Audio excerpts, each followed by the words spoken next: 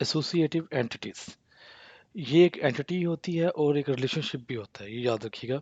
ये एंटिटी होती है, इट मीन उसके एट्रीब्यूट होंगे।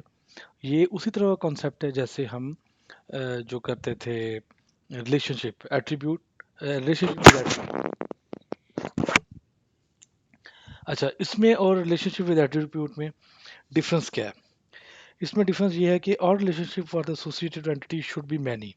एक तो ये चीज़ है कि ये मैनी होने चाहिए, दिस इज इंपॉर्टेंट पॉइंट। जितने इसके रिलेशनशिप है वो सारे मैनी होने चाहिए, this is one important. Second point ये है कि ये entity as a independent use की जा सकती हो, ये भी आपने याद रखना है।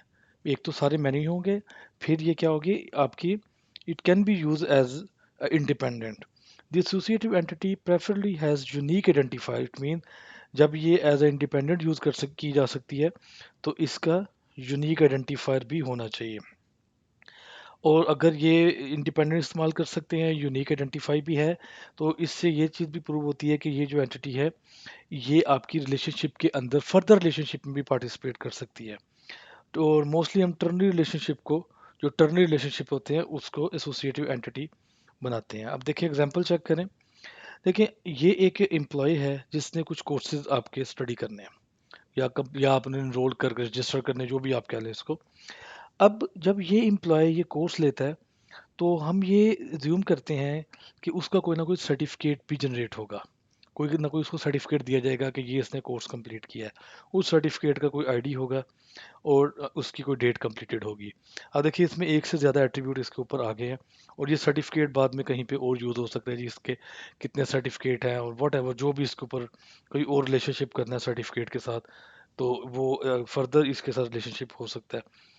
तो ये देखिए ये कोर्सेज में जब एसोसिएटिव एंटिटी होगी तो दिस वन इज हेयर, ये इसमें डिफरेंस है। रिलेशनशिप के अंदर जब रिलेशनशिप होता था तो वो आपके यहाँ पे नहीं होते थे, इस जगह पे लगे होते थे, यू रिमेंबर दिस, ये आपकी कार्डिनलिटी जो है। अब ये यहाँ पे आएंगे तो ये इस तरह हमने लिखी जाती है। तो इसमें इसके ये एट्रीब्यूट, ये हमारी कैरेक्टरिस्टिक जो है ना, वो अगर आपकी रिक्वायरमेंट में आपको मिल रही हैं तो फिर आप उसकी एक एसोसिएटिव एंटिटी बनाएंगे। जैसे यहाँ पे बिल ऑफ मटेरियल है।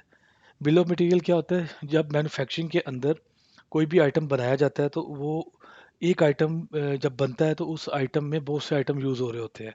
तो ए वन आइटम हैज़ कंपोनेंट और one item use in assembly, assembly मतलब जब उसको असम्बल कर रहे होते हैं। तो यहाँ पे भी उसकी कोई इफेक्टिव डेट एंड क्वांटिटी होती है। तो उस केस के अंदर ये बिल ऑफ मटेरियल या बीओएम स्ट्रक्चर जो होता है ये कहीं और जगह यूज़ हो रहा होता है जहाँ पे इसकी प्रॉपर कॉस्टिंग वगैरह की जाती है। तो ये आपकी जो है ना, इसमें वो सारे करेक्टरिस्टिक अवेलेबल है। इसी तरह ये हमारा एक टर्नरी रिलेशनशिप आपको याद होगा, vendor parts and warehouse का हमने किया था। ये एक्चुअली क्या है, सप्लाई स्केजुअल है। तो हम ये इसके आप रूल्स पढ़ सकते हैं, ये वही जो हमने देखे थे कि एक पार्ट एक से ज़्यादा वेंडर से भाई से लेके एक कम से कम एक वेयर हाउस में वो पार्ट जा सकता है। तो ये पूरे के पूरे रूल जहाँ लिखे हुए हैं, तो उसमें भी वही काम किया हमने, टर्नरी रिलेशनशिप था। इसका जो actual relationship, let me find that, हमने यहाँ पे उसको ये देखा था। ठीक है, तो shipping mode and unit cost, ये हमारा एक्चुअल रिलेशनशिप था। तो क्या किया, इसकी हमने यहाँ पे एसोसिएटिव एंटिटी बना दी है, और ये वाले सिंबल यहाँ पे लग जाएंगे एसोसिएटिव एंटिटी के। अब ये एंटिटी की आपको आइडेंटिफायर वगैरह फाइंड करके और हम इसको फर्दर भी यूज़ कर सकते हैं। तो ये हमारे जो है बेसिक जो ईआर डायग्राम की, आप ये समझ लें कि हमारा ये टॉपिक यहाँ पे ख़त्म होते हैं। तो अब आगे चल के हम इसकी एक डिटेल एग्जांपल देखते हैं, उसको हम स्टडी करते हैं।